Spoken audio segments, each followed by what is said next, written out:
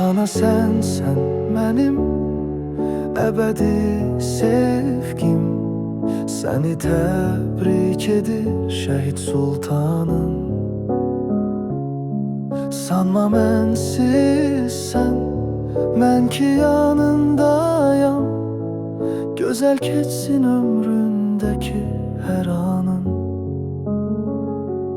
Rəhmət mələkləri oxuyur hər gün bizim xatirələr kitabımızı.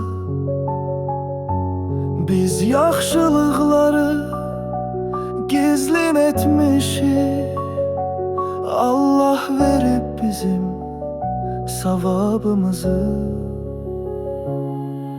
Ana sen mənim əbədi sevgim, səni təbrik edir şəhid sultanım.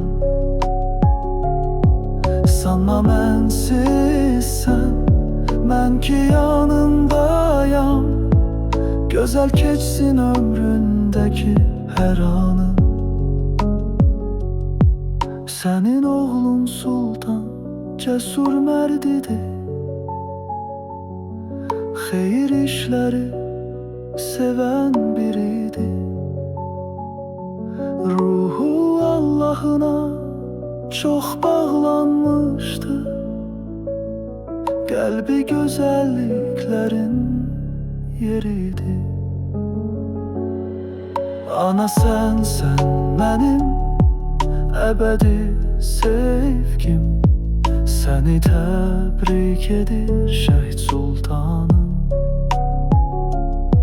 Sanma mənsizsən, mən ki yanındayam. Gözəl keçsin ömründəki hər anın.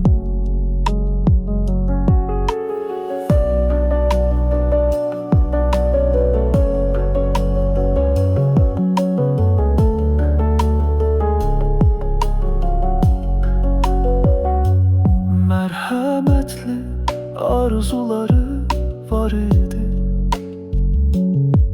kasıblara kömək edərdi daim. Heç vaxt darıxma sən ilhamə ana, hər kəs sevir indi bu mərdi daim. Ana sen mənim əbədi sevgim, səni təbrik edir şəhid sultanım.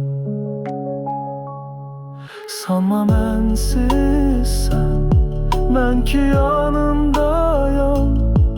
Gözəl keçsin ömründəki hər an.